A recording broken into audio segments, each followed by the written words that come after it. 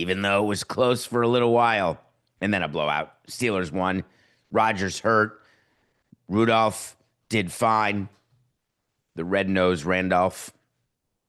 But the story of that game is, again, we're talking about spitting, projectile spitting on a player. I want you to see, if you're in the chat or you're watching this on Nothing Personal with David Samson YouTube channel, while I'm talking, I just want you to focus. I'll describe it if you're listening to this, wherever you get your podcasts. I'm appreciative either way. But we're talking about Jalen Ramsey, the Steelers defensive back, Jamar Chase, the Bengals wide receiver. They're going at it. That's fine. But then all of a sudden, out of nowhere, Jamar Chase spits on Jalen Ramsey. Jalen Ramsey takes exception to that, which you do when you get spat on. It started a kerfuffle. And then it started some strange quotes. It's hard to imagine that Jamar Chase said, "I ain't ever opened my mouth to that guy. I didn't spit on anybody." That's his story. That's what he's sticking to.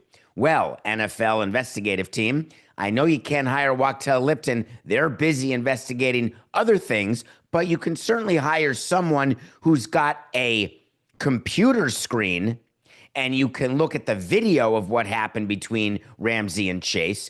And before you know it, you are going to be knee-deep in a red-circled projectile.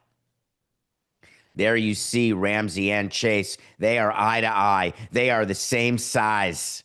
They're going at it as competitors somehow, some way.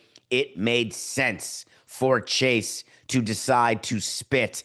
I ask a very simple question as you are looking at a red-circled loogie coming out of Chase's mouth into the direction of Ramsey's mouth. It's called a little bird bath. Yeah, you can go to Vegas, you can get hammered, you can do it from time to time at a nightclub. Who hasn't done that? But in the middle of a game, that's a hard pass. What I don't quite understand, when did it, let me go back, Coca.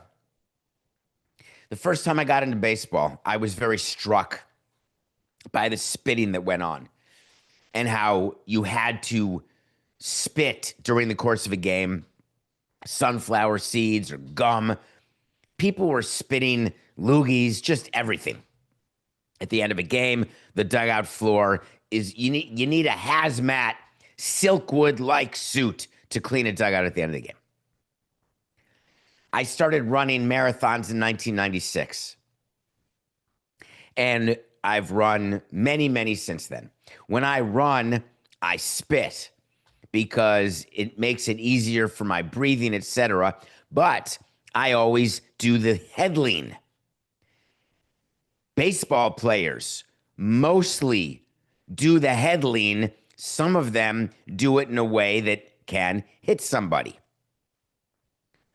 If you do the head lean to the ground when you do the spit, the only risk you have is that it goes on your shoes. If you do the head lean to the right and down, then you're risking a runner coming up behind you or a cyclist coming up behind you, and all of a sudden you spat on them. Yes, I've had to apologize many times during the course of marathons because instead of the head down where I think I'm going to collapse over my knees, I do the head tilt to the right, never to the left, to the right, and I get a yo, and then I say sorry, and there's an understanding because you're running a marathon.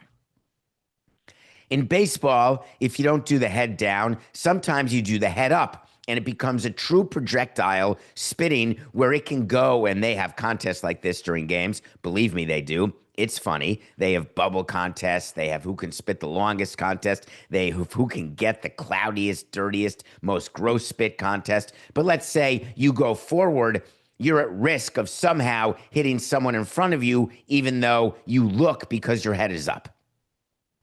The third kind, that is the conversational spit. Not uncommon. Happens every day. That's you get the little thing in between your mouth, something when you're talking. Sometimes something comes out. If you've been eating something, there's potential for true grossness because out could come a projectile piece of challah. Not intentional. That's why many people, they cover their mouth when they're eating or when they're talking while eating for fear of food coming out. But what we've seen in football this year, remember Jalen Carter got that 1-game suspension for spitting on Dak Prescott? And what I believe, and now we're so deep into the season, I think it was before the first play of the game. I believe it was after the kickoff of the first game of the season. I don't know why I think that, Coca, but that's just in my head.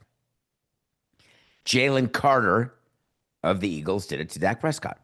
Now, you think I'm making a big deal of this. But here's the thing. It's not like we're in COVID, although we're in COVID, but COVID should have zero to do with this. This is all about understanding men.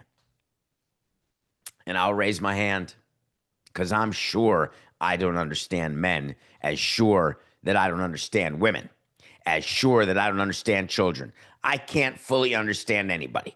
So all I can do is give you my view of what happens when you get into it face to face and you have passion, you have emotion, you have conviction that what you're saying is accurate. You're in the middle of an argument, you're in the middle of a fight, you're in the middle of a competition.